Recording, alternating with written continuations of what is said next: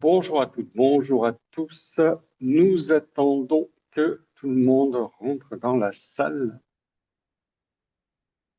Beaucoup de monde en salle d'attente.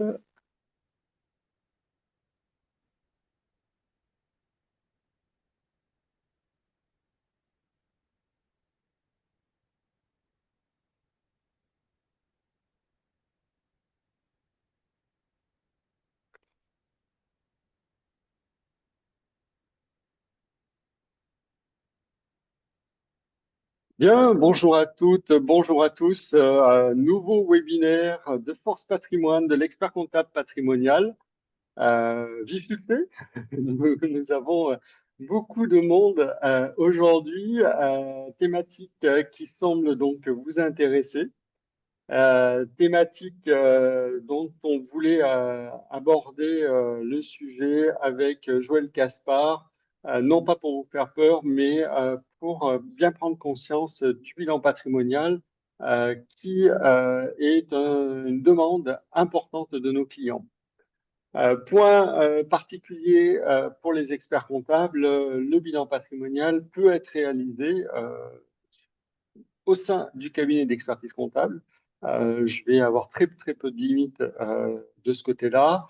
Par contre, ça sera bien évidemment la mise en œuvre et la préconisation de produits où là, effectivement, il faudra peut-être avoir une structure dédiée de conseil patrimonial pour pouvoir accompagner son client suite au bilan patrimonial. Mais d'abord travailler le bilan patrimonial. Travailler le bilan patrimonial, le préparer pour le client, qu'il soit un bilan patrimonial simple, un bilan patrimonial complexe. Tout ça, vous pourrez le travailler avec Joël Caspar, ingénieur patrimonial, formateur chez Force Patrimoine depuis quelques années, les 29-26 septembre et le 2 octobre. D'autres actualités de formation de Force Patrimoine en octobre, ça sera la formation sur la location meublée. Actualité. On n'a pas trop de gouvernement actuellement, mais on aura quand même de l'actualité fiscale concernant l'allocation meublée. Donc, vous pouvez vous inscrire d'ores et déjà les 8 et 14 octobre. N'oubliez pas que nos formations, il y a une partie pratico-pratique, donc des cas sur lesquels vous allez travailler également sur l'allocation meublée. Et puis, la formation phare des experts comptables, collaborateurs de haut niveau, c'est le certificat expert comptable patrimonial avec un objectif, c'est que au terme de 15 jours, vous ayez appréhendé presque la globalité du conseil patrimonial et de toutes les thématiques du conseil patrimonial auprès des clients.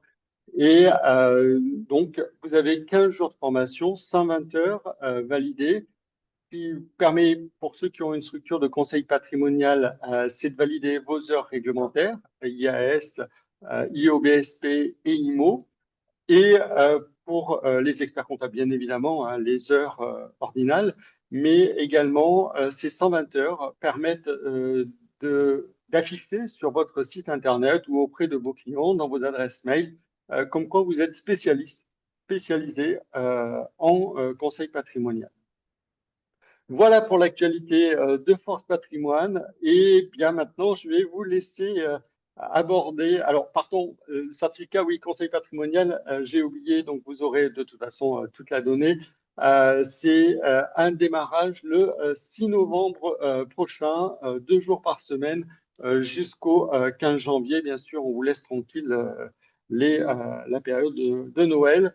Mais on terminera donc le 15 janvier et il y aura une grande convention de formation, mais là on vous donnera les dates prochainement, qui aura lieu fin janvier, convention expert comptable patrimonial sur Paris, mais on y reviendra prochainement. Maintenant, bah, je laisse la place effectivement et la parole à Joël qui va se présenter et qui va aborder la thématique du jour concernant le conseil patrimonial. N'hésitez pas aussi à poser des questions réglementaires. Joël est à l'aise, hein, il accompagne en coaching et en consulting des cabinets d'expertise comptable souhaitant créer leur pôle patrimonial. Donc, il est à l'aise également sur le réglementaire. Je laisse la parole cette fois-ci à Joël. Merci Frédéric. Bonjour et bienvenue à tous pour ce webinaire destiné à vous présenter le bilan patrimonial. Alors, je vais commencer par me présenter. Donc, Joël Caspar. Je dirais toute mon activité professionnelle a tourné autour de la pratique bancaire et patrimoniale. J'ai commencé au siècle dernier mon activité dans la banque après une licence en droit.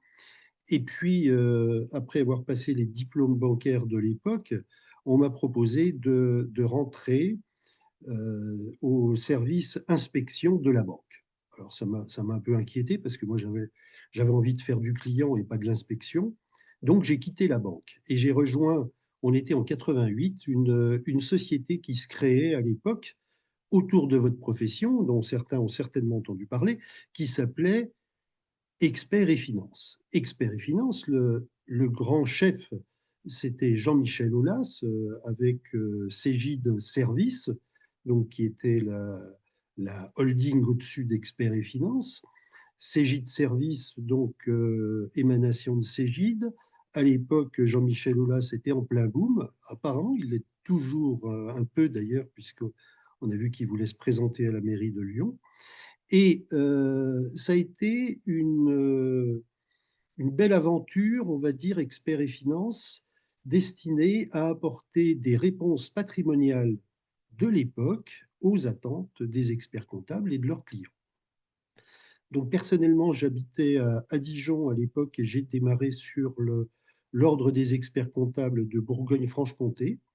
J'ai rencontré à peu près 300 experts comptables en 4 ans. Et je dirais, au bout de 4 ans, on avait environ 80 experts comptables sur l'agence de Dijon qui nous faisaient confiance pour apporter des solutions à leurs clients. Pour des raisons personnelles, j'ai quitté Experts et Finances et rejoint un cabinet lyonnais qui avait été créé par le premier directeur commercial d'Experts et Finances, avec qui je m'entendais bien. Et lui avait développé Paris. Et je dirais, on a continué à travailler ensemble sur Paris, mais aussi sur la Côte d'Azur et sur le Genevois. Donc, des personnes avec des patrimoines assez importants. Et je dirais, ça m'a permis d'apporter une expérience supplémentaire. Euh, Mon épouse m'a fait remarquer à un moment que j'étais très absent de la maison et que ça serait bien si on pouvait davantage concilier vie personnelle et professionnelle. Ce qui fait que je lui ai proposé, comme je venais de rencontrer un expert comptable sur la région de Toulouse, de nous rapprocher de Toulouse et de créer ensemble, je dirais avec mon épouse, puisqu'elle travaillait dans la banque à l'époque, de créer ensemble une structure de gestion de patrimoine. Donc, ce que l'on a fait, fin 94, on a démarré une structure de gestion de patrimoine ensemble et on a développé avec des experts comptables et des notaires toulousains et montalbanais, je dirais, de l'approche patrimoniale globale, ce qui se faisait à l'époque. Et je dirais, j'ai eu une clientèle qui était beaucoup tournée vers le médical, donc des BNC et des réponses spécifiques à cette profession. Beaucoup de lois Madelin, je vous ai dit fin 94, 94 c'était la loi Madelin, et je dirais ça correspondait à des attentes assez fortes de la clientèle médicale à cette époque. Pour des raisons personnelles, mon épouse s'étant trouvé une nouvelle passion 20 ans après, qui était le cheval, je dirais, et moi j'avais envie de faire de la formation, on a vendu la structure à un confrère, et depuis, donc, je fais de la formation pour des CGP, donc auprès d'une école de commerce toulousaine, auprès de l'école supérieure de la banque. Et puis, j'interviens également, donc, comme le disait Frédéric, j'interviens comme contrôleur conformité pour une association CIF, qui est la compagnie CGP CIF, que peut-être certains d'entre vous connaissent, et dans laquelle l'AMF nous délègue le contrôle réglementaire. Donc, finalement, je vous parlais de l'inspection tout à l'heure, ça m'a rattrapé. Bon, j'ai estimé cette fois que j'avais l'âge. Donc, le but de ces 3 journées dont a parlé Frédéric, c'est plusieurs choses. C'est premièrement vous permettre de comprendre et de saisir et de répondre aux attentes de vos clients. Parce que vous êtes peut-être comme Monsieur Jourdain qui lui faisait de la prose sans le savoir. Beaucoup d'entre vous font de la gestion de patrimoine, des fois sans le savoir ou sans en avoir complètement conscience. Et c'est bien que vous passiez le pas et que vous saisissiez complètement les attentes de vos clients. Le but également de cette formation, ça sera de vous apporter des éléments de réponse et vous permettre de créer un calendrier pour apporter de la réponse dans le temps. Je dirais, je vous disais, j'ai rencontré 300 experts comptables à peu près dans ma vie professionnelle. Ce qui ressortait, alors surtout sur la région Bourgogne, quand on discutait avec des experts comptables, une réponse que j'avais souvent était: ah oui, mais vous savez, moi, j'ai pas le temps. Je suis très pris, je n'ai pas beaucoup de temps. Le temps, c'est nécessaire pour la gestion de patrimoine. Ça veut dire quoi? Ça veut dire que peut-être il faudra soit revoir votre organisation pour vous débrouiller d'avoir un peu de temps disponible pour la gestion de patrimoine, ou la déléguer au sein de votre entreprise avec des collaborateurs, des chefs de groupe ou des associés qui ont envie de développer cette mission parce qu'elle fait partie de vos missions. Pourquoi? Parce que la gestion de patrimoine, et là, comme je vais vous l'indiquer dans ce webinaire, elle a beaucoup évolué entre 1988 et maintenant. La gestion de patrimoine, c'était surtout de la vente de produits. Dans la gestion de patrimoine, il y a de la médecine, il y a de la pharmacie. À l'époque, on faisait surtout de la pharmacie. Aujourd'hui, la médecine s'impose. Et quand je dis de la médecine, c'est presque de la psychologie dont il est nécessaire parce que les attentes des clients sont importantes. On n'a jamais eu autant d'informations à notre disposition. Et quand je discute avec mes étudiants, ils me disent: ah oui, mais on a affaire à un public qui est très très bien formé aujourd'hui. Je dis: c'est ce que vous ressentez, mais ce n'est pas complètement la vérité. C'est-à-dire que les personnes ont l'impression, parce qu'elles ont accès à Internet, de se sentir comme des gestionnaires de patrimoine. Mais ce n'est pas vrai. Je veux dire, elles ont un tout petit vernis, une toute petite couche. Et les professionnels sont là pour apporter le reste. Donc, dans ce webinaire, de quoi va-t-on parler? Eh bien, de de votre rôle pour répondre aux questions, aux attentes des clients. Pourquoi est-ce que vous êtes indispensable en gestion de patrimoine? Parce que vous avez toujours eu la confiance de vos clients. Et en matière de gestion de patrimoine, la confiance, c'est indispensable. Donc, vous êtes parfaitement légitime pour aujourd'hui mettre en place ce type de réponse et en fonction de votre ressenti, en fonction de votre, euh, votre expérience et de la formation que vous consacrerez à cette matière, vous pourrez développer de manière importante, ou c'est vous qui choisirez comment fonctionner pour apporter des réponses à vos clients.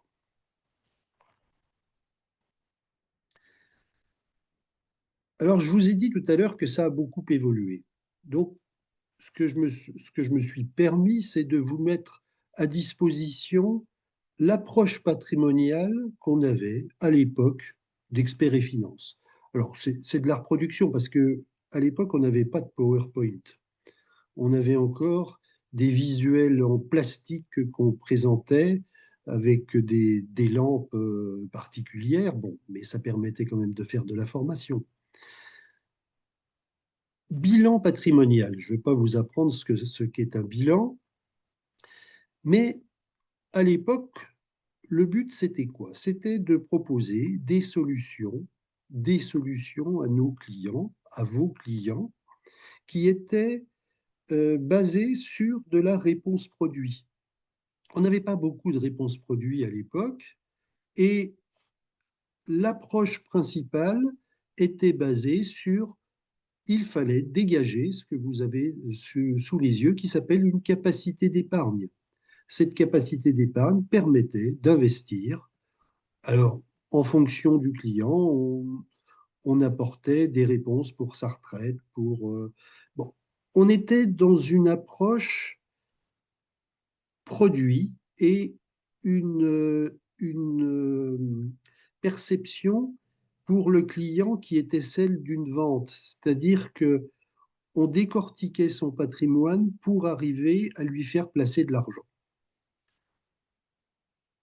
Tout en bas de l'écran, vous avez quelque chose qui est important et qui a pris de plus en plus d'importance, c'était ce qu'on appelle les valeurs hors bilan. C'est tout ce qui a trait à la personnalité de votre client qui lui est propre par rapport aux autres clients. Et ça, vous allez voir que c'est quelque chose qui est certainement le plus important. On parle beaucoup aujourd'hui de généalogie, d'ADN, et donc chaque client, ben, il a un ADN particulier aussi en matière d'épargne. Et cet ADN, c'est à nous de le découvrir et de lui apporter du sur-mesure. À l'époque, on faisait de l'industriel. Aujourd'hui, on est capable de faire de l'artisanal, du sur-mesure et, pourquoi pas, bien sûr, du haut de gamme. Je vous ai mis encore une approche qui est à l'ancienne, qui était de dire les règles de diversification, parce qu'on n'avait pas beaucoup de support à l'époque. On n'avait pas beaucoup de support, on avait quelques contrats d'assurance, mais principalement les contrats d'assurance étaient en fonds euros. On avait des placements bancaires et puis on avait quelques OPCVM et produits de trésorerie. Et de temps en temps des œuvres d'art. Alors ça fait partie, la diversification, ça fait partie des fondamentaux. Si, comme moi, vous êtes adepte de rugby, vous avez vu que le top 14 a repris ce week-end, et c'est tant mieux. Et au rugby, il y a des fondamentaux. Eh bien, en gestion de patrimoine aussi, il y a des fondamentaux. La diversification en fait partie, mais ce n'est pas la seule. Quelque chose qui n'a pas changé, ce sont ce qu'on appelle les interactions patrimoniales. Les interactions patrimoniales, c'est le fait, lorsque je touche, c'est le principe du meuble à tiroir. Lorsque je touche à un compartiment du patrimoine de mon client, eh bien, ça va engendrer des interactions sur d'autres postes. Et le tout, c'est de prévoir et d'anticiper qu'est-ce qui peut bouger au sens positif, au sens négatif. Donc, dans l'analyse patrimoniale actuelle, on se préoccupe davantage des interactions qu'on ne le faisait à l'époque. Bien évidemment, dans les fondamentaux, on va retrouver les stratégies. Les stratégies, c'est quoi? C'est essayer de répondre à des attentes particulières de nos clients. Tout à l'heure, je parlais de mes étudiants et il y a eu une époque qui n'est pas si lointaine dans laquelle je tenais le discours suivant. C'était 2018-2019, un peu donc avant le Covid, si pour ceux qui se souviennent, quelle était la particularité des placements? C'est que les taux étaient très, très bas, et voire négatifs à une certaine époque. Et donc, j'ai des clients qui me disaient, mais monsieur, est-ce que vous pensez qu'on va avoir besoin de gestionnaires de patrimoine alors qu'il n'y a plus de, il y a plus de rémunération? C'est vrai qu'à l'époque, le livret A était à 0,50. Les fonds euros des contrats étaient en dessous de 1% une fois les prélèvements sociaux enlevés. Et donc, on peut se poser la question qui est de dire, bah, pour faire une optique de placement entre 0,50 et 1%, est-ce que j'ai besoin d'un conseil? Alors, je leur disais, bon, bien évidemment, si on reste calé uniquement sur la performance, on n'a pas besoin d'un conseil. Par contre, comme tout devient plus complexe et que justement la rémunération n'est plus la recherche de performance n'est plus forcément ce qui va faire la différence, ça va être à nous, conseillers, d'apporter une stratégie qui soit performante pour le client et qui lui corresponde vraiment et qui lui permette de bien dormir. Je dirais que ce qui est important en matière de gestion de patrimoine, c'est d'avoir des bonnes nuits de sommeil. Tout à l'heure, je vous ai montré dans la diversification, je vous ai montré aussi qu'il y avait des œuvres d'art. Dans quelques semaines va s'ouvrir le procès Aristophile, dont peut-être certains d'entre vous avaient entendu parler. C'était il y a une dizaine d'années. On a mis en exergue, je dirais, le scandale Aristophile. Donc, pour certains, c'est un scandale, pour d'autres, ce n'en est pas. Bon, il y a différentes approches. Ça sera bien sûr à la justice de s'exprimer. Ce qui est clair, c'est que des personnes attendaient des résultats, elles ne les ont pas eus, et d'autres ont perdu de l'argent. Donc, il y a bien un problème. Alors, c'est vrai que on nous parle aussi de Madoff qui disait que, c'est juste pour faire un peu d'humour, vous en rendrez compte, que Madoff disait que lui, il avait basé sa stratégie sur le système des retraites de la France. Bon, ça m'avait fait sourire aussi à l'époque, ça me fait un peu moins sourire parce que je dirais on a toujours de moins en moins de cotisants et des retraités qui vivent plus longtemps. Donc pourvu que ça ne finisse pas en pyramide de Ponzi. Donc ça veut dire qu'en matière de retraite, de stratégie retraite, on a du travail qui nous attend. Vous avez du travail qui vous attend. Et le but aussi de ces journées, c'est de vous faire prendre conscience que la vie patrimoniale de vos clients ne va pas s'arrêter au moment où ils vont vendre leur activité, céder leur entreprise et disparaître de vos comptes en tant que professionnels. Vos clients, ils ont peut-être encore 30 ou 40 ans de vie et oui, parce qu'il y en a qui prennent leur retraite de plus en plus tôt. Et puis, ils sont mariés, ils ont des enfants, ils ont encore des parents. Donc, ils ont peut-être des actifs potentiels à recevoir, des héritages. Ces clients-là, dès lors que vous les suivez sur leur patrimoine privé, eh bien, cela va permettre de les conserver au sein de votre structure et de continuer de leur apporter des réponses. On en parlera un peu plus tard. Pour apporter des bonnes stratégies, ben, disons qu'il faut tenir compte de ce que j'appelais le hors-bilan. Le hors-bilan, c'est naviguer à travers, je dirais, la conjoncture fiscale, la conjoncture professionnelle, l'évolution. Bon. Je dirais que quand je suis arrivé à Toulouse en 2014, j'ai rencontré le président de la Fédération des boulangers de Haute-Garonne, qui me disait oh là là, cher monsieur, on est une profession sacrifiée et tout va disparaître. On est en train de subir les grandes surfaces qui euh,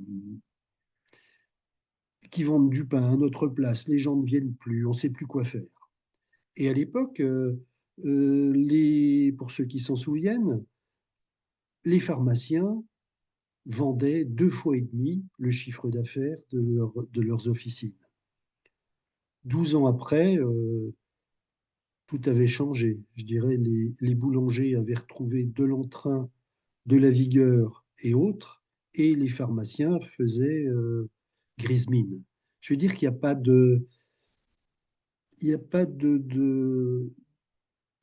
d'ancrage dans la durée pour toutes les professions. Aujourd'hui, je dirais, il y a beaucoup de choses qui vont moins bien qu'avant. À nous d'accompagner comme il se doit, de permettre les évolutions et d'être aux côtés des clients. C'est ce qu'ils attendent. Donc, on va passer dans une approche un peu plus, c'est pour ça que j'ai remis de la couleur, nouvelle approche. Aujourd'hui, on n'est plus dans le, la vente de produits financiers, on est dans le conseil. Qu'est-ce qui n'a pas changé? C'est de savoir quelles sont les préférences des clients en matière de produits financiers, quelles sont les choses qu'on peut leur proposer et ceux qui ne leur plaisent pas.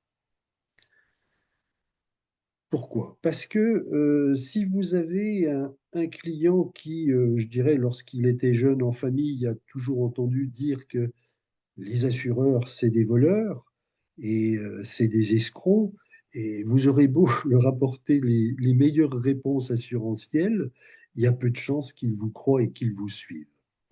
Le tout, c'est de savoir qu'est-ce qui leur convient, parce que, je dirais, avec le temps, avec l'expérience, je me suis aperçu que le client, il a toujours raison. Et donc, plus on connaît le client, plus on peut lui apporter des solutions qui conviennent. Après, on peut bien sûr lui faire constater que quelquefois il se trompe et que les choses ne sont plus dans l'état où on lui a présenté. Si on prend le temps, si on est euh, pédagogue, eh bien, on arrivera à le convaincre que on l'accompagne pour son bien et non pour notre bien et notre propre satisfaction. Donc, on verra lors de ces 3 journées que la prise de renseignements est importante. Ce n'est plus, je dirais, comme à l'époque du démarrage d'Experts et Finances, où on avait quand même un document de découverte patrimoniale qui était assez complet. Je dirais qu'une analyse patrimoniale, vous voyez, on emploie davantage le terme d'analyse que de bilan aujourd'hui, c'est prendre le temps d'écouter le client. Et le but ensuite, bon, ça ne va pas vous changer, c'est de débloquer une lettre de mission. Alors là où j'ai le plus de mal à convaincre mes étudiants de master, c'est sur le temps à passer à une analyse patrimoniale. Parce que la plupart sont alternants, ils travaillent en banque, et dans la banque, eh bien, on est toujours comme en 88. Quand j'ai quitté la banque, on était dans une approche produit. On est toujours dans une approche produit. Même si aujourd'hui, quand j'interviens à l'ES Bank, j'ai des journées, parce que comme je suis plus catalogué patrimonial, on me donne les journées approche patrimoniale globale. Et quand je discute avec mes étudiants, je dis, et alors, à la fin quand on aura fini cette journée ou la prochaine, vous allez changer complètement votre vision des choses. Oh non, monsieur, on ne peut pas parce qu'on a des objectifs à remplir. Bon, vous n'avez pas d'objectifs à remplir, c'est vous qui fixerez vos objectifs. C'est à vous de savoir comment répondre le mieux aux attentes des clients. Eh bien, je dirais, tout commence par une bonne découverte. Et pour une bonne découverte, ce qui est important, c'est de prendre le temps avec le client et de le laisser s'exprimer. Dans une bonne découverte, le client doit parler 2 fois au moins plus que vous. Et moi, je considère, alors, c'est vrai que les clients que vous avez, vous les connaissez, vous les connaissez par leur activité professionnelle.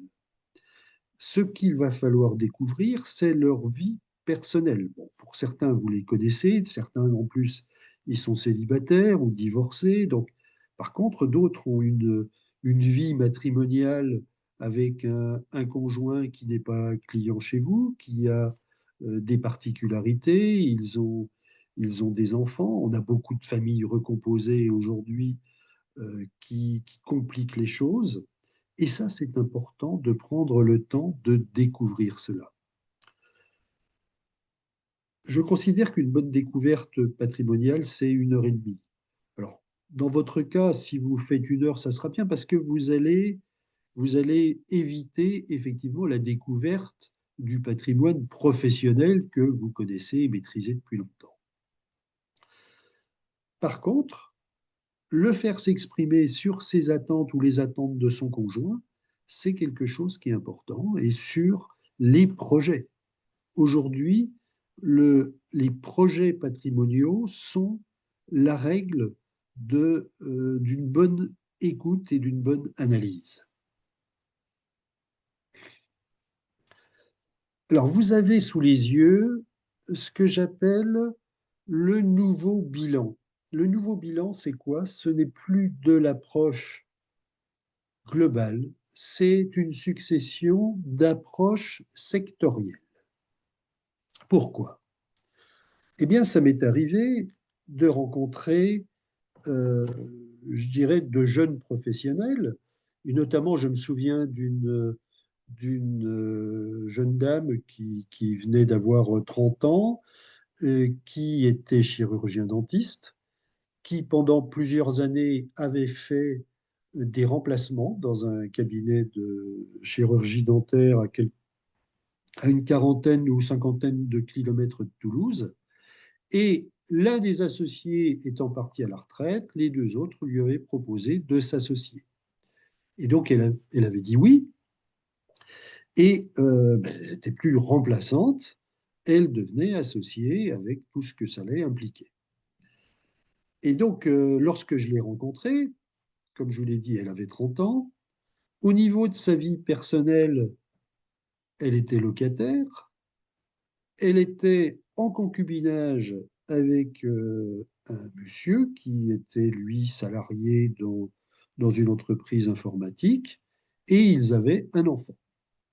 Donc, le bilan patrimonial, je dirais, quelque part, ne demandait pas des efforts importants, mais ce qui demandait des efforts, c'était de savoir quels étaient ses besoins.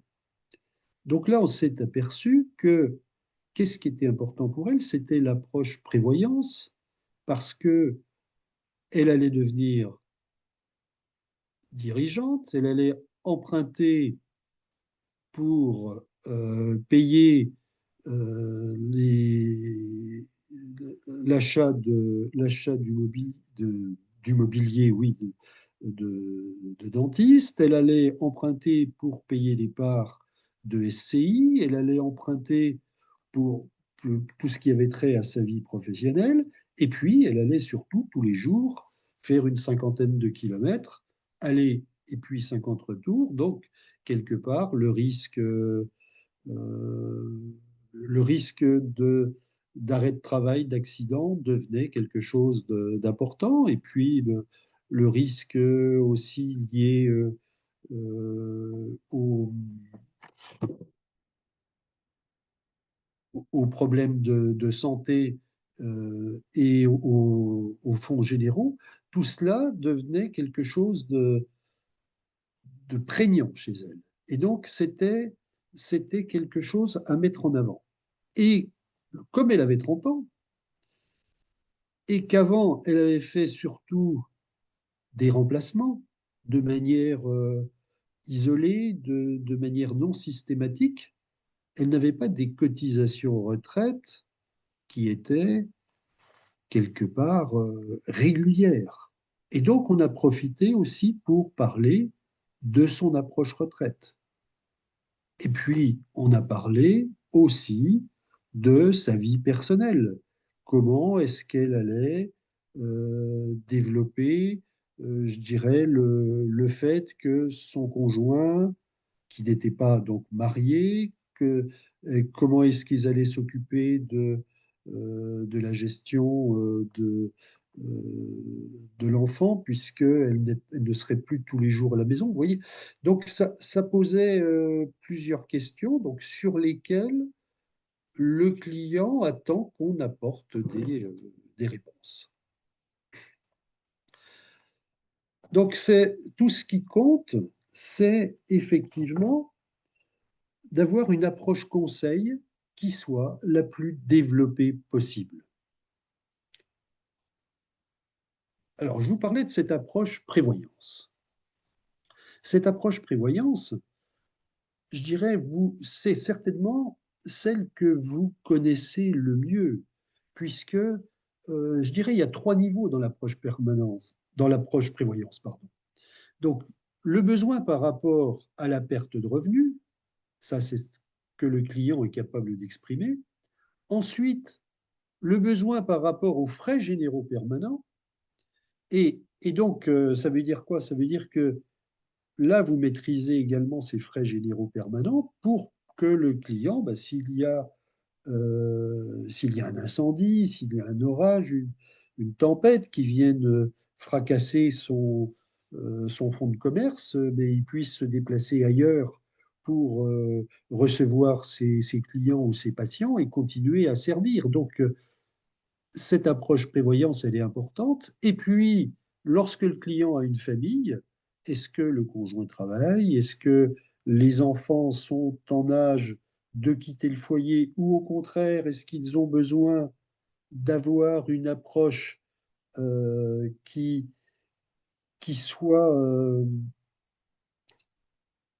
pour la préparation des études et le suivi des études? Moi, je me souviens d'un fait qui m'a marqué. Que je vous disais tout à l'heure que j'avais beaucoup de clients médecins et notamment j'avais des associés qui étaient des obstétriciens. Alors l'obstétrique, c'est un domaine dans lequel c'est difficile aujourd'hui de trouver des professionnels pour deux raisons principales. C'est d'une part que bah, ça demande beaucoup de présence et de travail parce que les accouchements peuvent se produire à n'importe quel moment.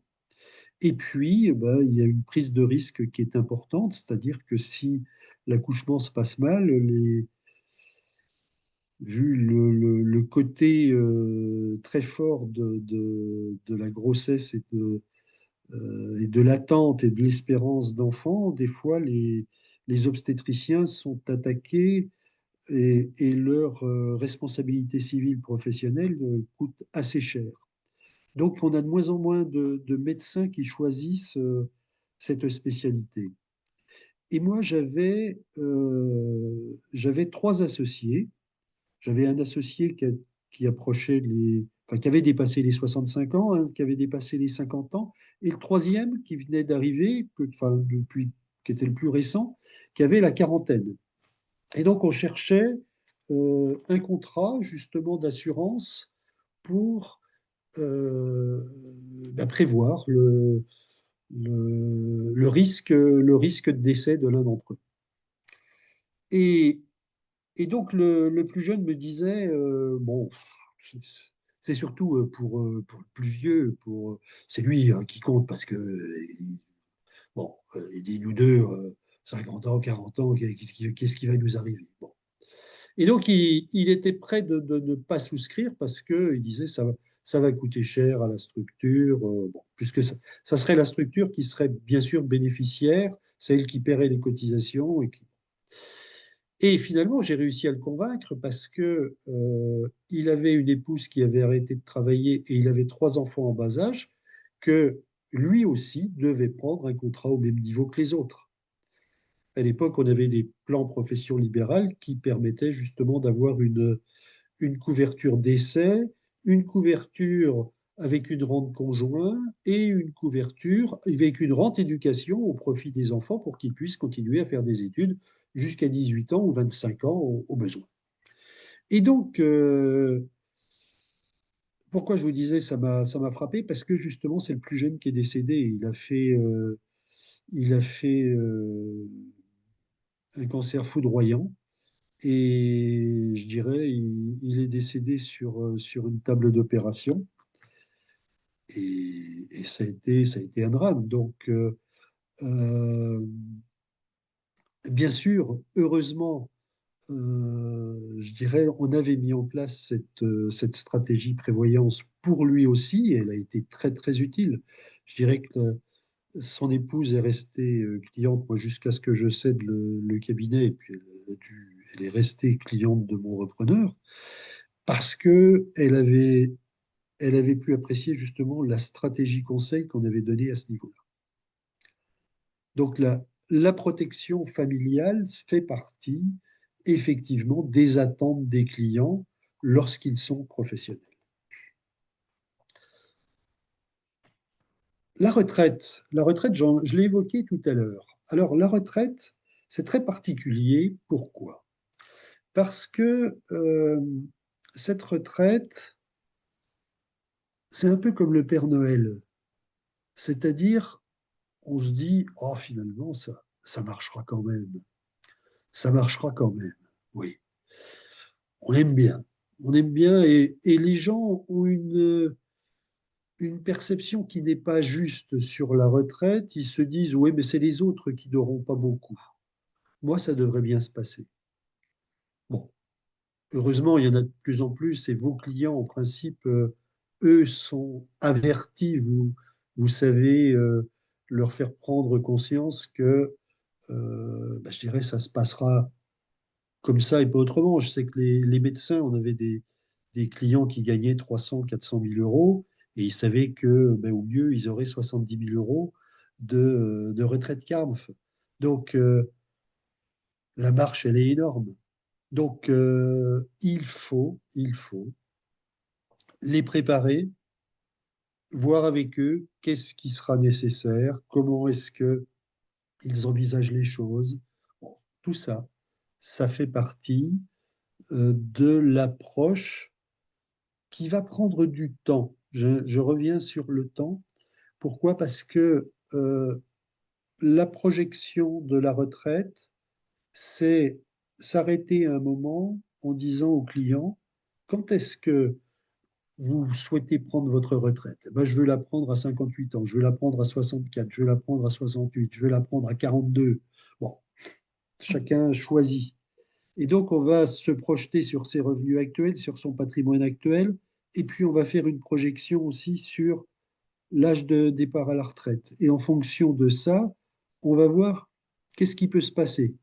Aujourd'hui, le reste à vivre, il est de 40 000 euros. Demain, si vous avez un reste à vivre de 18 000 euros, est-ce que vous pourrez vivre avec ça?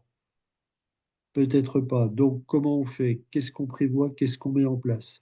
Et puis, 3 ans après ou 2 ans après, on refait le même calcul et on voit si la stratégie qu'on a mise en place, elle est suffisante ou si c'est nécessaire d'apporter quelque chose en plus. Vous voyez, c'est la retraite, c'est certainement, à mon sens, l'objectif français le plus important. On est tous concernés, vous aussi, bien sûr. N'oubliez pas de travailler sur votre propre retraite.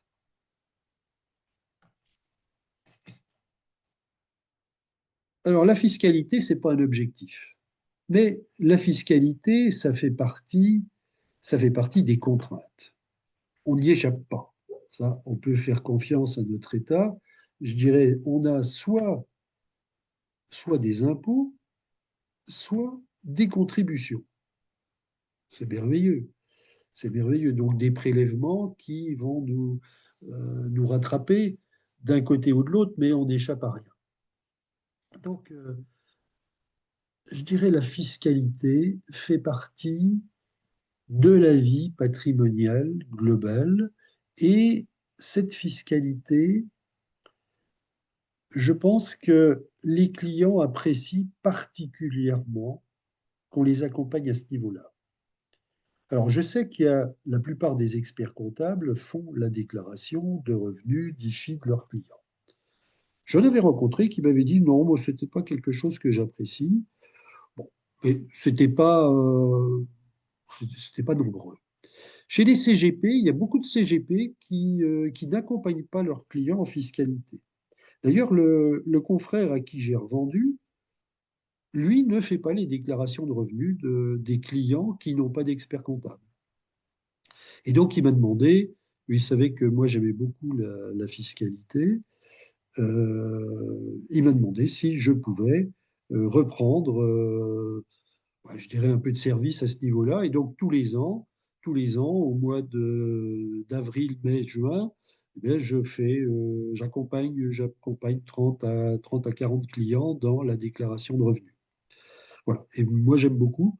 Alors, il y en a, la plupart, je les traite à distance en visio parce que je ne suis plus à Toulouse. Et donc, mais personnellement, c'est quelque chose que j'apprécie parce que euh, ça permet d'en apprendre énormément sur les clients et de pouvoir les conseiller. Une autre approche sectorielle, c'est le bilan successoral. Le bilan successoral, l'expérience que j'en ai eue, elle a été assez particulière. Je dirais que moi, j'ai traité entre 88 et 2015 un peu moins d'1 millier de patrimoine, mais je dirais, je peux en sortir des statistiques. Quelles sont les statistiques que l'on peut retirer? C'est que finalement, vous avez beaucoup de clients, quand vous parlez succession, qui vous disent, oh, moi, mes enfants, ils feront comme moi, ils se débrouilleront. Bon,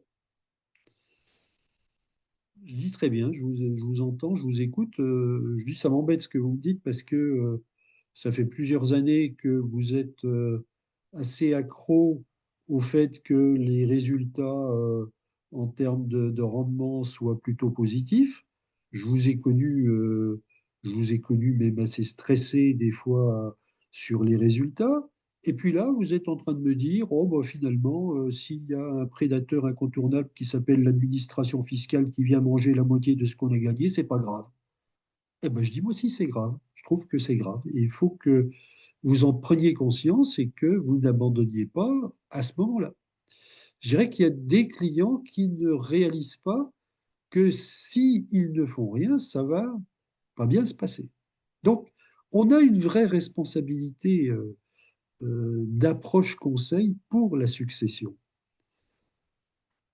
Le vrai risque, c'est quoi? C'est que, comme je dis, si le client il est décédé hier et qu'il n'y avait pas de capitaux pour faire face dans les 6 mois ou que le patrimoine soit trop immobilisé, qu'on ne puisse pas vendre pour récupérer, eh bien, il faut pouvoir avoir mis en place une assurance décès, prévoyance, IAD, qui va permettre de désintéresser l'administration fiscale.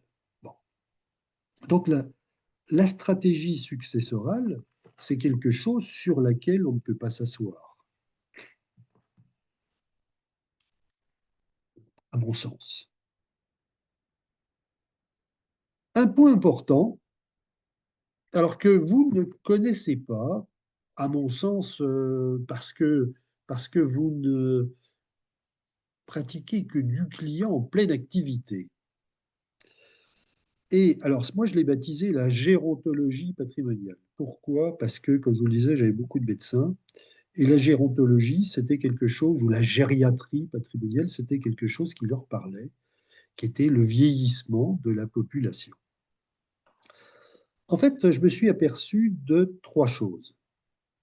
Premier point, on vit de plus en plus vieux. Ça, c'est indéniable, l'INSEE nous le confirme. La moyenne pour les hommes, c'est 80 ans, 84 pour les femmes. On a de plus en plus de centenaires, on en aura de plus en plus. Comme on vieillit de plus en plus, on développe aussi des maladies, des affections, des afflictions que nos grands-parents ne connaissaient pas. Je dirais, mes grands-pères, moi, je ne les ai pas connus, ils sont décédés juste avant ma naissance, et bah, je dirais, on n'avait pas trouvé de cancer de la prostate chez eux, parce qu'ils ne devenaient pas forcément assez vieux pour développer ça. Je dirais aujourd'hui, on a Parkinson, on a Alzheimer, on a des tas d'AVC bon, qui se mettent en place. Et bon, ça peut entraîner des soucis importants, voire très importants. Ça, c'est le deuxième constat. Le troisième constat, qui est aussi inquiétant, alors, mais il est normal, vous allez voir, c'est lié je dirais, à l'éclatement familial. C'est-à-dire que il y a 50, 60 et plus longtemps encore, on vivait, on se mariait, on avait des enfants, on décédait un peu au même endroit. Aujourd'hui, les grands-parents, ils vivent dans un coin de la France, les enfants sont un peu partout ailleurs, et les petits-enfants, bah, ils sont en Australie, ils sont au Canada, ils sont en Irlande, ils sont aux États-Unis, ou ailleurs. Et donc, si on a un grand-père ou grand-mère qui a besoin d'aide à un moment, bah, ça va être compliqué. Ça va être compliqué parce que les enfants, des fois, ils ne sont pas en meilleure santé que les grands-parents, puis les petits-enfants, ils ont leur vie ailleurs. Donc, ça veut dire quoi? Ça veut dire que il va falloir anticiper des risques de dépendance. Quand vous discutez avec des clients, la plupart, ils vous disent, ah ben moi, je ne vais surtout pas aller en EHPAD. Ah bon, vous ne voulez pas aller en EHPAD? Ah non, non, non, non, non, non. Non, déjà, bon, c'est des bourroirs, ces trucs-là, et puis ça coûte une fortune. Bon, je dis très bien, qu'est-ce que vous voudriez? Ah ben, moi, je voudrais rester chez moi, puis à la limite, avoir quelqu'un qui vient, qui m'apporte mes repas, qui s'occupe de moi, si je suis pas bien, qu'il puisse me faire ma toilette, qu'il puisse m'accompagner. Bon. Ok, et ça s'entend. Ça s'entend, mais je veux dire que quand on est un peu plus terre à terre, on s'aperçoit de deux choses. C'est que d'une part, ben, si vous voulez rester dans votre maison et que malheureusement vous vous retrouviez en fauteuil roulant, vous n'allez pas pouvoir vous déplacer comme vous voulez. Vous avez vu toutes les marches qu'il y a là, les écarts de niveau. Je suis allé me laver les mains l'autre jour chez vous, donc j'ai vu que votre salle de bain, bah, ça va pas être pratique pour prendre une douche au cas où. Les toilettes en fauteuil roulant, c'est pas la joie. Bon, ça c'est le premier point. Ça veut dire que votre maison, elle n'est pas du tout adaptée. Deuxièmement, vous m'avez parlé de coûts. Eh bien, sachez que le fait de faire appel à des professionnels chez vous, ça coûte 2 fois plus cher qu'une EHPAD. Donc peut-être qu'il va falloir y réfléchir, certes, mais voir si et comment on peut préparer ça.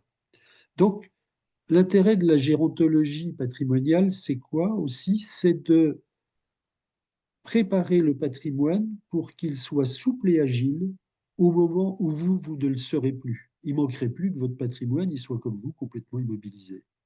Donc ça, c'est une véritable approche dans laquelle on va trouver aussi du conseil, comme le mandat de protection future, le mandat posthume. Et là, le rôle de l'expert comptable, il est indispensable. Je dirais que pour les 3 jours, j'en parlerai parce que je vous expliquerai comment je suis arrivé à ce constat, cette approche gérontologie, parce que je l'ai touché du doigt. Bon. Et en fait, moi, j'ai eu la chance de pouvoir faire un mémoire sur le mandat de protection future et le mandat posthume. Et j'avais un ami notaire qui m'a suivi, qui m'a accompagné. On a fait des réunions clients ensemble et on a mis en place des mandats de protection future. Mais ce n'est pas le cas de tous les notaires. Beaucoup de notaires aujourd'hui, ils n'ont pas envie d'avancer là-dessus parce que, bon, derrière, il y a la comptabilité, ce n'est pas leur truc. Par contre, c'est votre truc. Donc, à réfléchir, et tout ça, on est dans du conseil. On n'est pas encore dans de la vente de produits. Bon, je vous parlais d'organisation. Il y a beaucoup de familles recomposées aujourd'hui, qu'on le veuille ou non, et ça interpelle, ça pose des problèmes, et puis il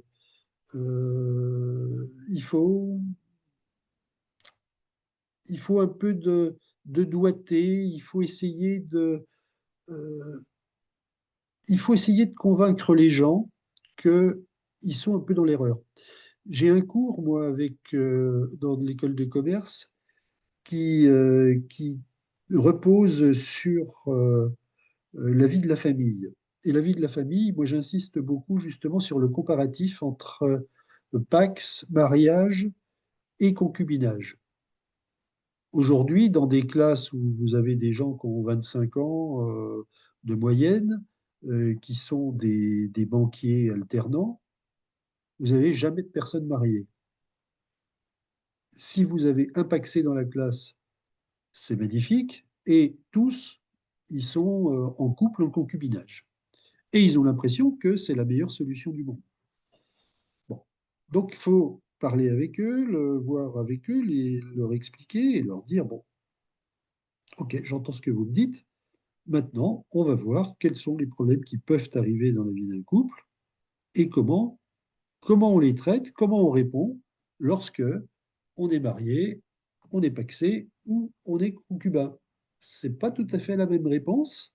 Et peut-être que vous serez surpris en pensant que le mariage, c'est has-been, mais c'est peut-être pas si mal que ça. Bon, tout ça, ça fait partie d'une approche qui nécessite des réponses qui soient importantes. Donc, ça, on en a parlé. Ça, c'est carrément le b.a.-ba. Et je dirais, avec, avec les régimes enfin, les foyers recomposés, on s'aperçoit que souvent, il y a des décalages entre les revenus dans le couple. Et comment est-ce qu'on peut améliorer la répartition?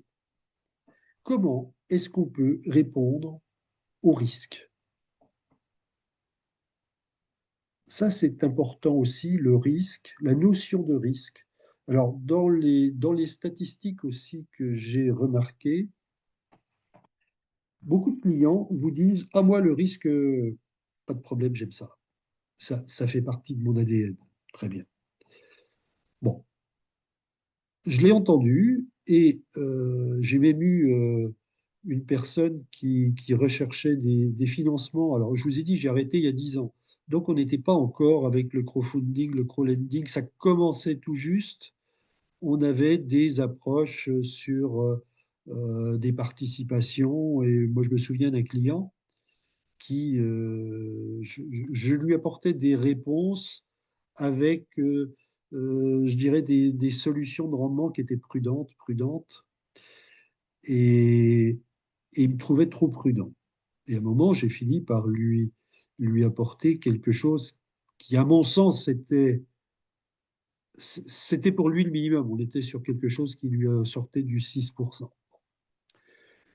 Et quand on met en place, sa première question, ça a été, c'est pas risqué au moins.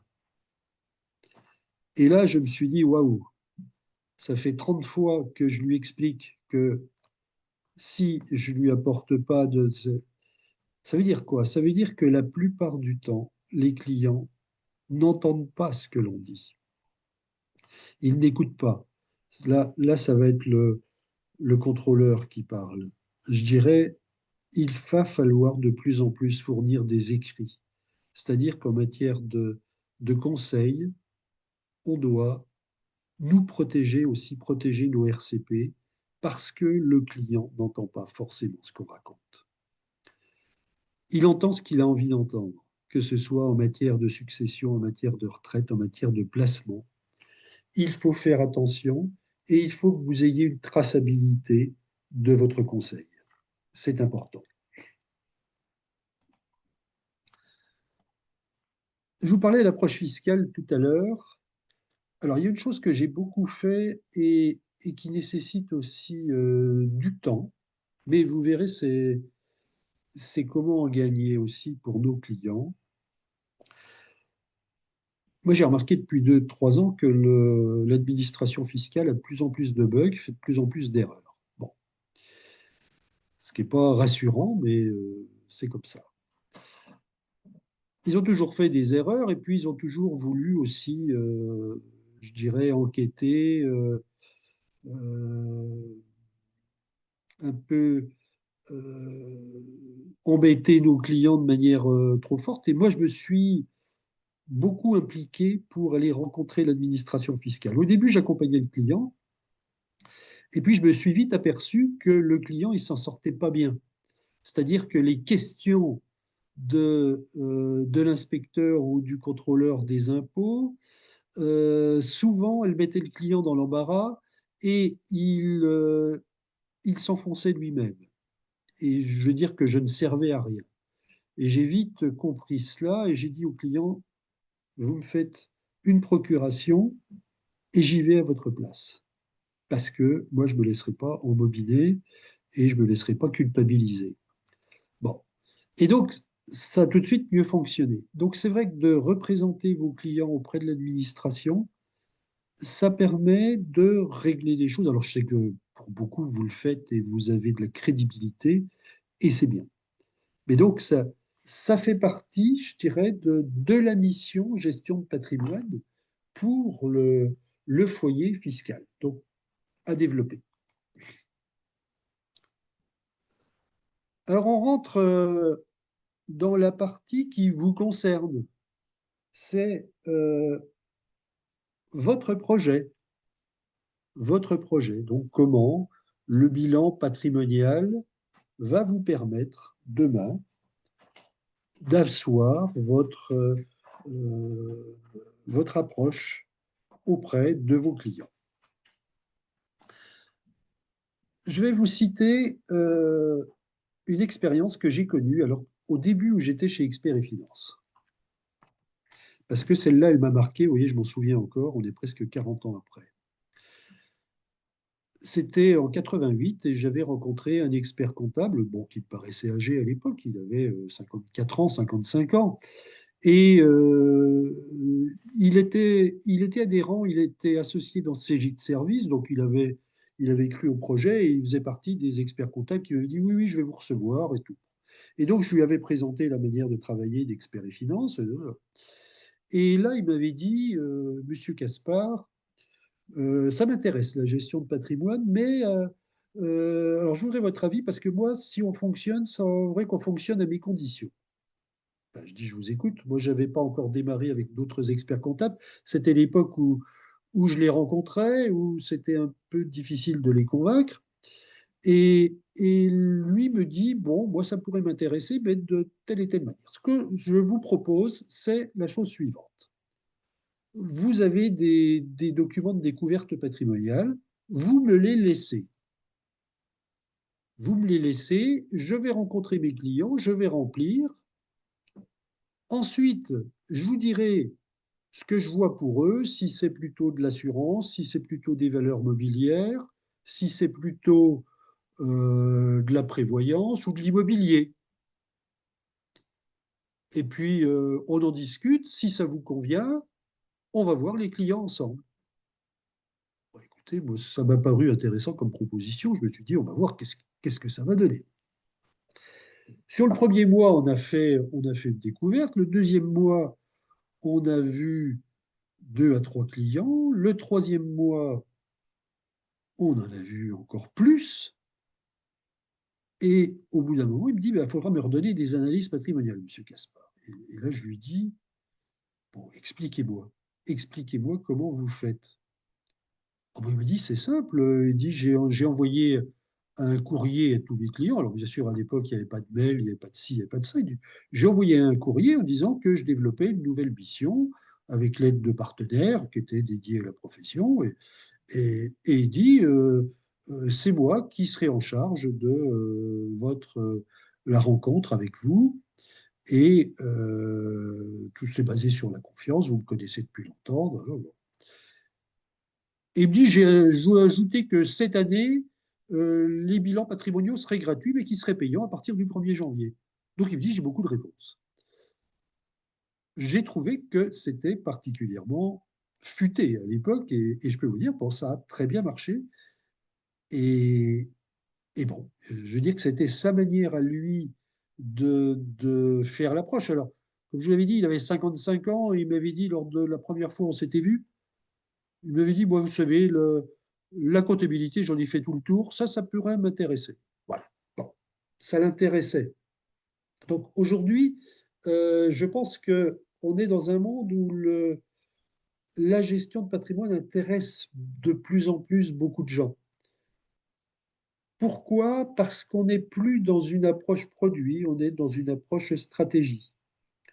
Et beaucoup de vos clients seront, je pense, désireux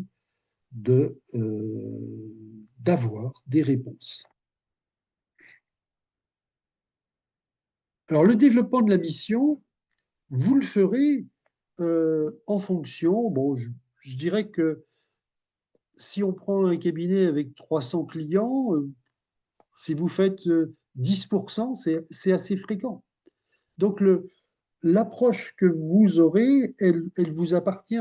Ça peut être une approche communication, une approche honoraire. Les clients, vous n'avez pas de souci pour leur proposer des honoraires. Vous le faites déjà depuis toujours. Je dirais, il faut avoir conscience que les CGP, eux, ont fonctionné particulièrement avec des commissions. Et pour eux, le passage aux honoraires, c'est quelque chose qui est moins simple. Donc, qu'est-ce qui peut, qu'est-ce qui peut faire que votre développement soit important, au moins ça va être votre implication, le temps que vous voudrez y consacrer, et puis l'envie que vous en aurez. Après, euh, on en avait parlé avec Frédéric, je dirais, on fait aussi de l'accompagnement en fonction, je dirais, on fait de l'accompagnement directement pour vous. Moi, j'ai beaucoup mis en place euh, de, de gestion de patrimoine au sein de cabinets d'expertise comptable. Je dirais qu'on s'adapte à une toute petite structure, une moyenne, une plus importante. Juste pour le fun, je vais vous préciser aussi que j'ai collaboré avec des cabinets fiducials. Alors pourquoi? Parce que dans les années, au début 2010, mon ancien patron, là, je reviens, mon ancien patron lyonnais, quand j'étais parti m'installer, peu de temps après, il a embauché quelqu'un sur la région Midi-Pyrénées. À l'époque, c'était Midi-Pyrénées. Et le garçon qu'il avait embauché pour me remplacer était le responsable de la gestion de patrimoine chez Fiducial. Et donc, ce garçon, il a bien développé aussi l'activité pour les clients fiduciaires. Malheureusement, je dirais, il a eu un accident assez grave, il est décédé. Et ben, je dirais, mon collègue et ancien patron de Lyon, avec qui j'étais resté en bon terme, à un moment m'a dit, dis donc, on a des clients un peu en déshérence, alors on les suit depuis Lyon, mais je sens qu'il y aurait besoin d'une présence. Est-ce que tu serais d'accord pour en rencontrer certains? Et donc, je me suis retrouvé dans le Lot, en Ariège, dans des cabinets fiducials pour, bah, je dirais, rencontrer des clients avec eux. Et j'ai pu constater que au sein de chez Fiducial, il y avait eu effectivement une approche presque industrialisée de la gestion de patrimoine. Bon, ça, c'est les particularités de Monsieur Latouche, mais je dirais que chacun fait et doit pouvoir faire comme il le souhaite. La gestion de patrimoine, ça sera quelque chose qui vous appartient.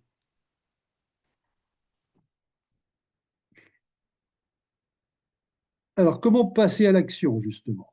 Qu'est-ce qui peut faire que le but de nos 3 journées, où on va travailler que sur des sujets. Et d'ailleurs, on fera 2 journées ensemble, 2 journées ensemble où je vous donne un sujet, je vous laisse du temps, vous travaillez, on le débriefe ensemble.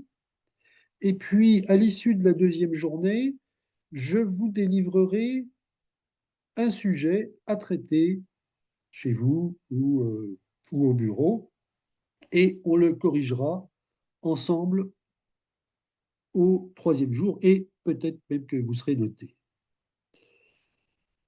Bon, on verra, c'est vous qui me direz.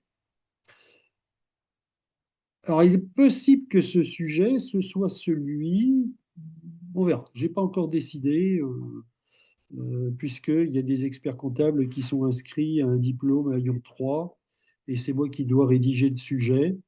Bon, en fonction, soit je vous soumettrai ce sujet-là, soit un autre différent. On verra, en fonction de nos 2 premiers jours, comment ça se passe, comment vous souhaitez, qu'est-ce qui vous passionne, ou je vous ferai un sujet spécifique. Tout est, tout est important. Ce qui compte, c'est, je dirais, de vous déblayer le côté, euh, le côté patrimoine personnel, que justement, vous ayez une approche CGP, mais CGP conseil. C'est pas de la vente. Alors, bien sûr, on abordera tous les produits. Pourquoi? Parce que je, je vous expliquerai quels sont les types de produits qui correspondent aux objectifs des clients. Pourquoi c'est important que je vous explique comment fonctionnent les produits? Pour 2 raisons. La première raison, c'est parce que, euh, je dirais, ça fait partie du métier. Et Frédéric le disait tout à l'heure en préambule, soit vous pouvez rester dans l'approche conseil, soit vous pouvez passer un diplôme, prendre le statut de CIF ou le statut d'IAS ou le statut d'IOBSP ou le statut d'agent immobilier, ou les quatre.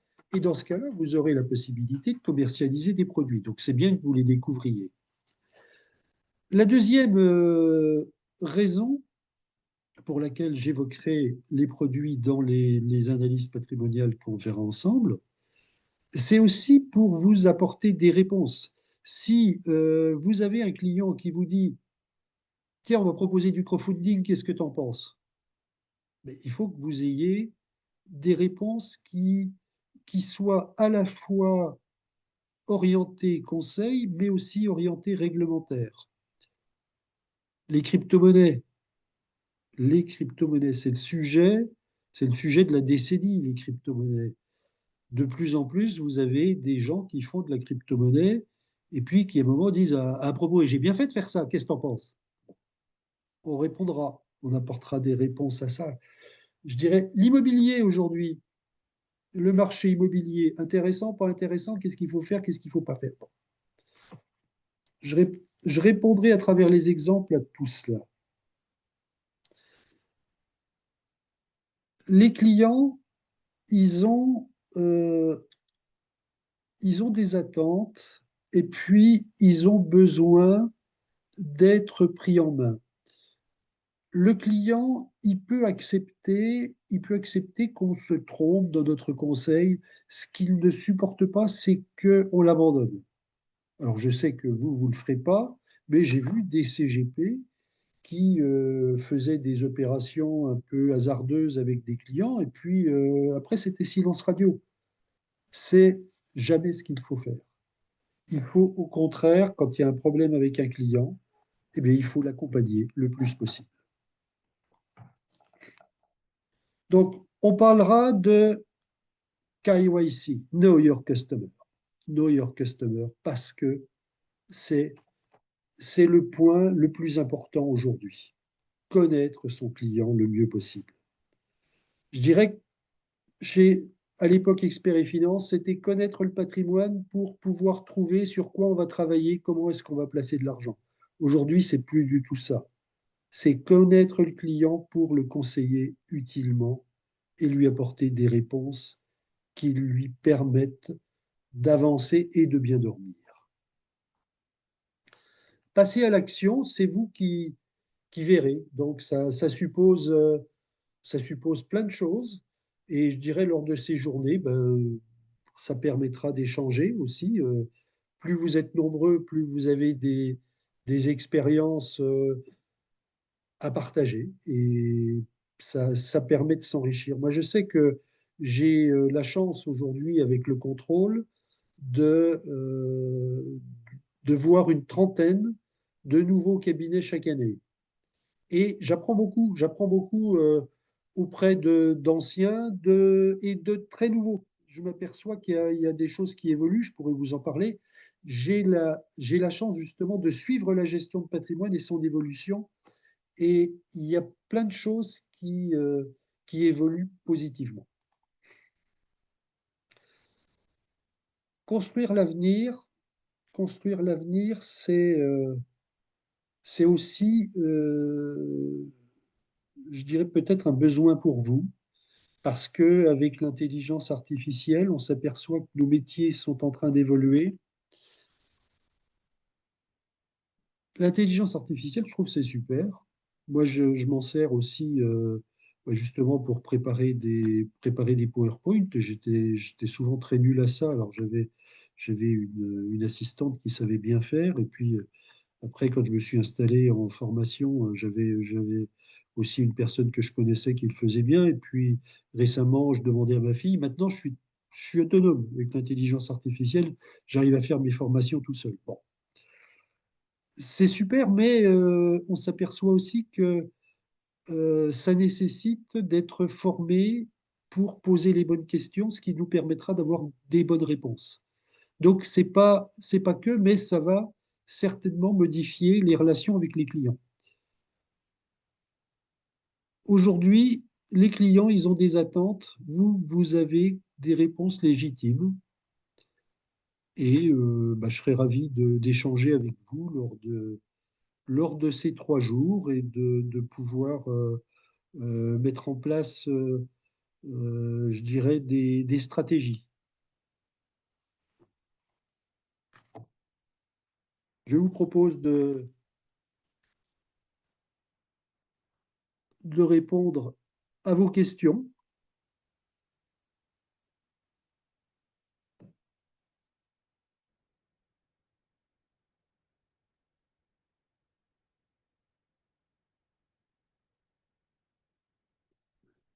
Pas de questions en suspens, je regarde.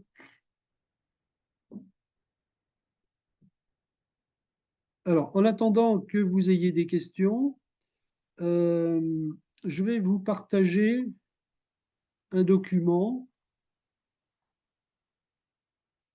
que j'ai baptisé Stratégie patrimoniale simple. Je dirais c'est une manière de répondre. Hein, alors, c'est une manière de répondre d'un CGP. Euh, bon, je ne sais pas quels sont les logiciels que vous utilisez. Puisque je dirais aujourd'hui, on apporte des réponses aux clients. Comme je vous le disais, ce qui est important, c'est d'apporter des réponses écrites.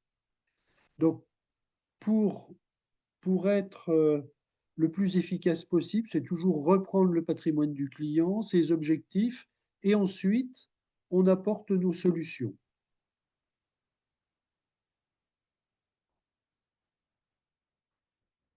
Bon, on reprend le patrimoine du client, les chiffres que l'on a trouvés, ses objectifs, qu'est-ce qu'il attend de nous, qu'est-ce qu'il nous a dit.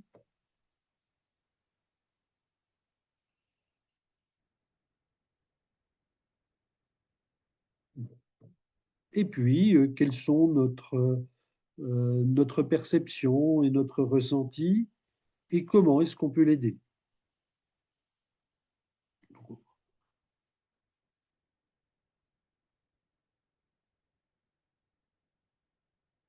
nos solutions, donc préparer la transmission de votre patrimoine, par exemple avec une clause d'attribution intégrale ou une clause de préciput,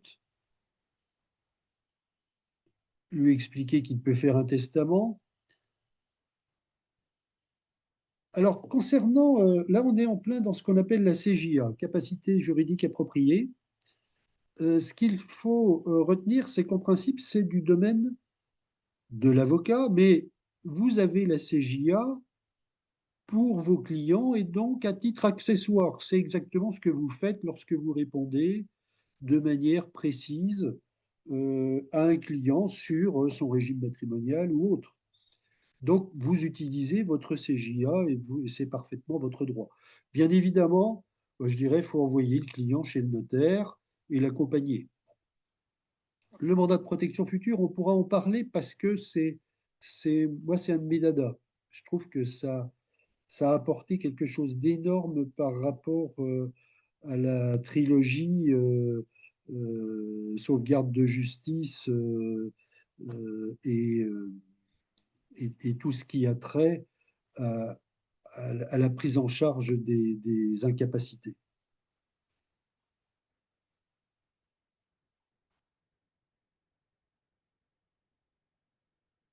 L'assurance vie, on peut en parler, c'est des domaines que, notamment sur les clauses bénéficiaires. On parlera de clauses bénéficiaires parce que c'est quelque chose qui aussi a son importance. Des fois, euh, je vous parlais d'amis notaires.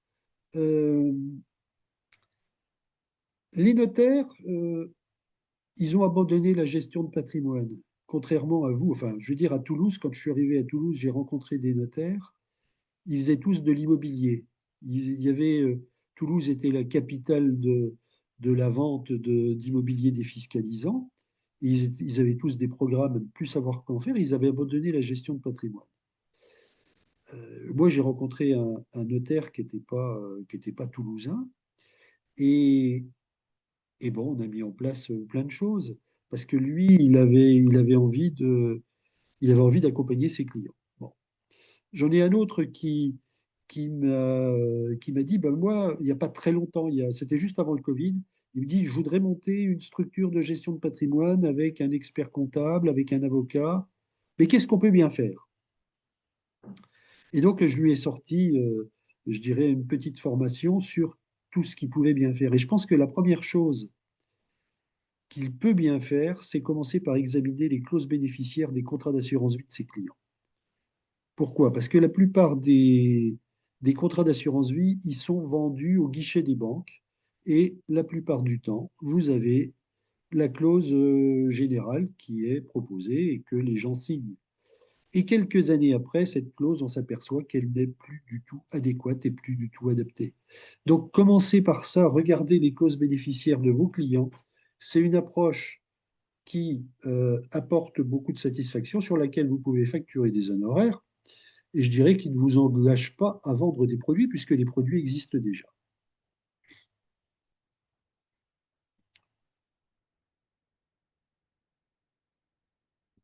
Bon, les solutions, réorganiser, apporter des... Voilà, vous voyez, donc je dirais c'est à vous de choisir comment vous souhaitez répondre aux attentes des clients et être dans dans les sujets qu'on étudiera. Je vous montrerai aussi, il y en a un qui est assez technique et qui est assez proche peut-être plus proche de votre métier que du mien.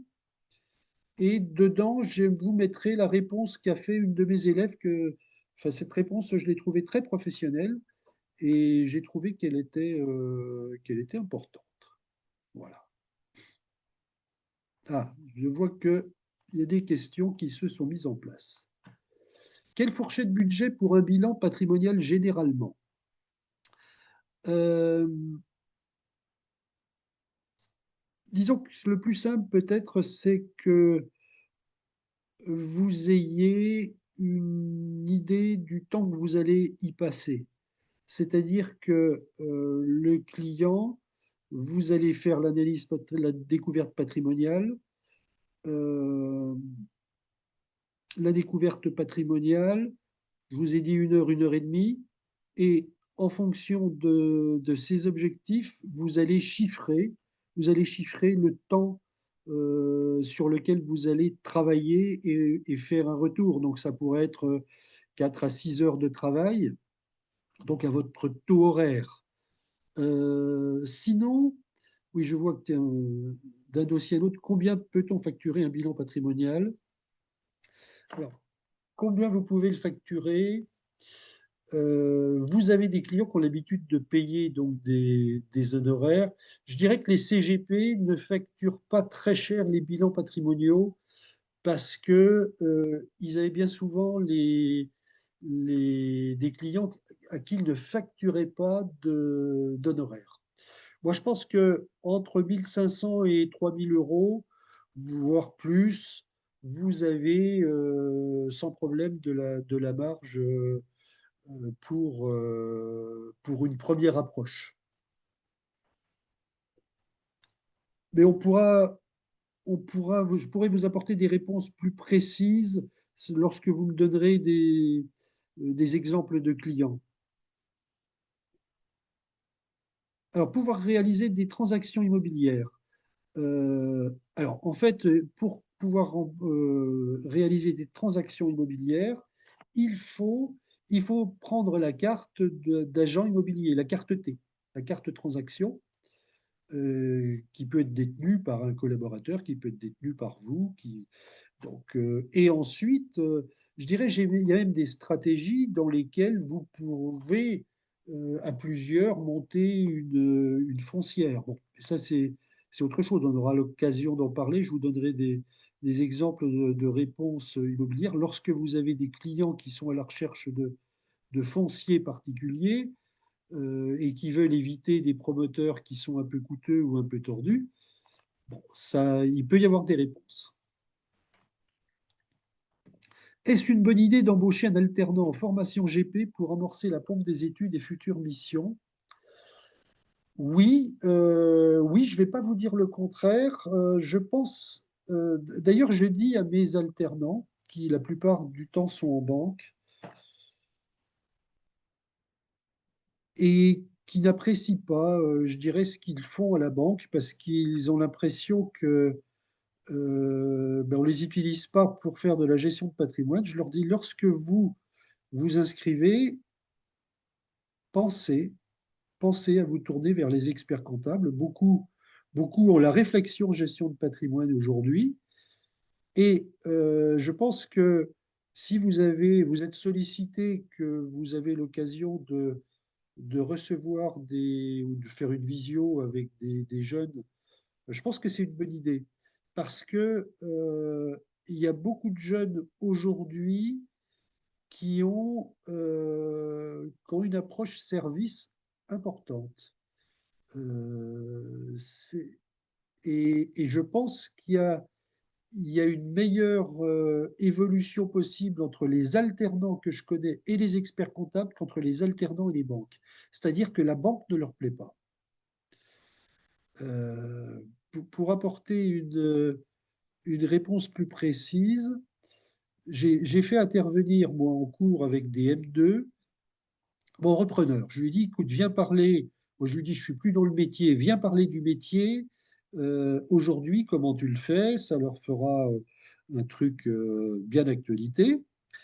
Et il est venu, il leur a dit, tiens, je vais commencer par vous poser 2 questions.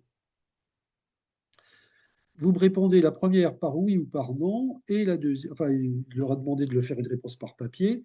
Et la deuxième, vous me direz ce que La première question, c'était est-ce que vous pensez que dans 3 ans, vous serez encore dans ce que vous faites? Et la deuxième, c'est est-ce que vous vous sentez davantage un profil d'ingénieur patrimonial ou de commercial? Réponse numéro un, 50% nous disent non, on ne sera plus dans la banque aujourd'hui, ça ne me plaît pas, on n'y sera plus. Et réponse numéro 2, plus de 50% ingénieur patrimonial. Donc, je dirais les 2 types de réponses correspondent davantage à l'approche que vous avez, vous, de la gestion de patrimoine. Donc, pour répondre à votre question, est-ce une bonne idée d'embaucher un alternant? Je pense que oui. Je pense que oui, parce que c'est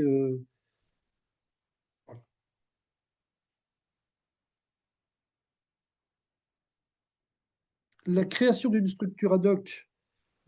Oui, en tant qu'expert comptable, oui, moi je pense qu'il faut que vous ayez votre propre structure. Alors, bon, j'ai été associé avec des experts comptables aussi sur la fin, je dirais, de 2011 à 2014. Donc, quand j'ai vendu, j'ai tout arrêté. Mais j'ai été associé pendant 3 ans avec des experts comptables qui, eux, je dirais, priorisaient le côté Girardin one shot. Et, et parce qu'ils avaient vu le côté rentabilité, j'ai eu du mal un peu à les faire basculer sur une autre approche. Bon. Euh, donc, pour certains, travailler avec des CGP, c'est quelque chose qui convient. Pour d'autres, c'est peut-être mieux que vous maîtrisiez vous-même la mission.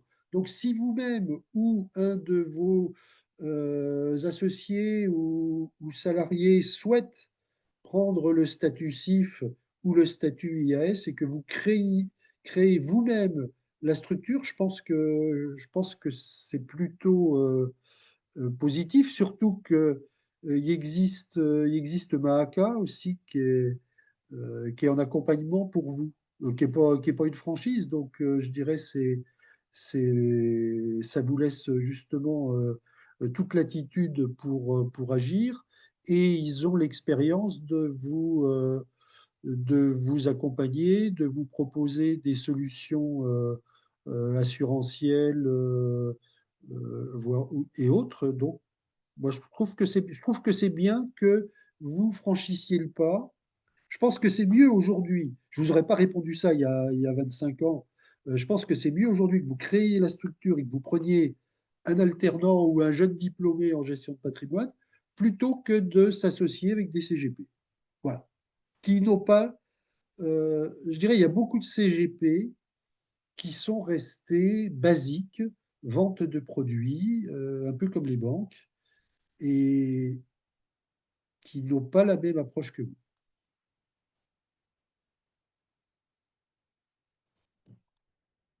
Alors, encore question. Alors, quelles sont les filières qui forment les alternants? Donc, vous avez la plupart des universités, aujourd'hui, toutes les universités. Alors, pour les experts comptables, il y a Lyon 3.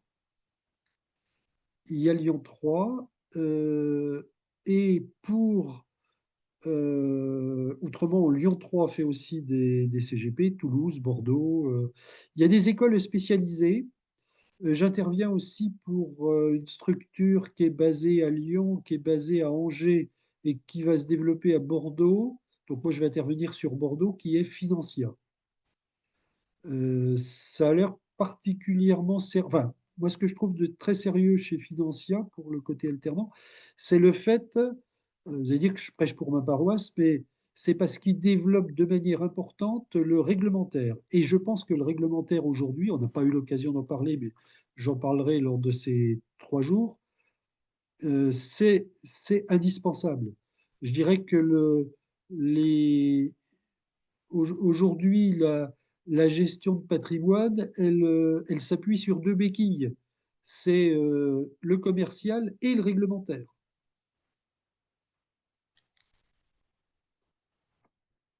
Des exemples d'experts comptables qui ont créé leur structure indépendante, oui. Oui, puisque j'en ai contrôlé. J'en ai contrôlé. Il y en a qui sont inscrits d'ailleurs à la compagnie CIF.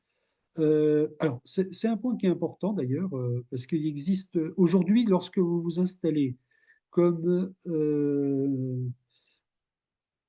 comme CGP, c'est-à-dire quel que soit le statut que vous preniez, si vous prenez IAS, CIF ou IOBSP, donc IAS c'est intermédiaire d'assurance, CIF c'est conseiller en investissement financier et IOBSP intermédiaire en opération de banque et services de paiement. Donc c'est pour pouvoir faire du crédit et des placements bancaires et puis agent immobilier. Dans tous les cas de figure, vous devez adhérer à une organisation professionnelle. Donc, il y a 4 organisations professionnelles principales. Il y a l'ANACOFI, il y a la CNCGP, il y a la compagnie CIF et puis il y a la CNCIF. La plupart de ces associations, ben, je dirais, ne veulent pas d'experts comptables. Pourquoi? Parce qu'ils se disent, bah, ils étaient partenaires, ils deviennent concurrents. Bon, alors la compagnie, donc, pour laquelle moi j'interviens en tant que contrôleur, je dirais le président de la compagnie, lui, a compris que l'avenir, il était aussi avec les experts comptables. Et on en a discuté tous les deux. Il m'a dit, mais moi, tous les experts comptables sont les bienvenus. Donc, il dit, je me suis battu auprès du conseil d'administration pour défendre mon point de vue. Maintenant, ils ont compris, voilà. Bon. Donc, c'est quelque chose qui fait partie, effectivement, de choses à savoir. Voilà. Je pense que les conditions dépendent de la qualité des relations, de l'engagement et des compétences. Oui, il y a pas de règle. C'est-à-dire que je ne vais rien vous apprendre. Je vais vous dire que je ne suis pas le même que quand j'ai commencé.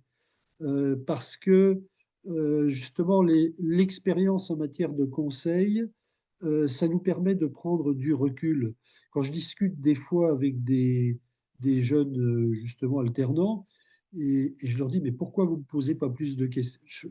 Je joue le client et eux, je leur dis, vous êtes 22 dans la classe, vous êtes mon conseiller, allez-y, posez-moi des questions. Et ça dure jamais 1 heure ou 1 heure et demie, ça dure 20 minutes la découverte. Et au bout d'un moment, je leur dis, mais il faut que vous sachiez poser des questions de ci, de ça. Et ils me disent, mais vous savez, monsieur, des fois, les clients, ils veulent même pas nous dire ce qu'ils gagnent, ils veulent pas ci, ils veulent pas ça. Bon, moi, j'ai jamais eu ça, hein. J'ai toujours eu des clients qui m'ont toujours dit, mais on peut avoir des clients qui sont plus compliqués à aborder, plus difficiles à convaincre. Bon, le fait d'avoir de l'expérience, ben justement, c'est de parler d'autres choses et puis de revenir gentiment à un moment sur ce qui nous préoccupe. Et le client, on l'aura rassuré. Donc vous, vous avez la chance de rassurer vos clients. Vous avez un autre atout qui est extrêmement fort. Je ne sais pas si vous l'avez perçu. C'est qu'il suffit de racheter une clientèle d'experts comptables pour avoir des nouveaux clients désireux d'avoir de la gestion de patrimoine. Ça, c'est un point qui est incontournable. Et alors, pour vous convaincre aussi de, du bien fondé de développer de la gestion de patrimoine, je vous ai dit que je travaillais à l'école supérieure de la banque, pour l'école supérieure de la banque. Depuis 2025, ils viennent de sortir un nouveau master. Le nouveau master, il s'appelle le dirigeant d'entreprise. C'est-à-dire que eux, ils ont compris que vous alliez intervenir sur vos clients à titre personnel et ils se disent, ben, il faut que nous, ça on sait faire, il faut qu'on aille sur le dirigeant d'entreprise. Donc, ils vont essayer de manger dans votre assiette. Donc, ne vous laissez pas faire. Soyez réactif avant. C'est le conseil que je peux vous donner.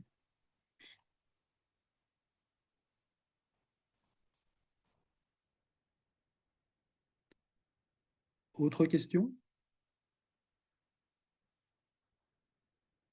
Je pense que j'ai répondu à toutes.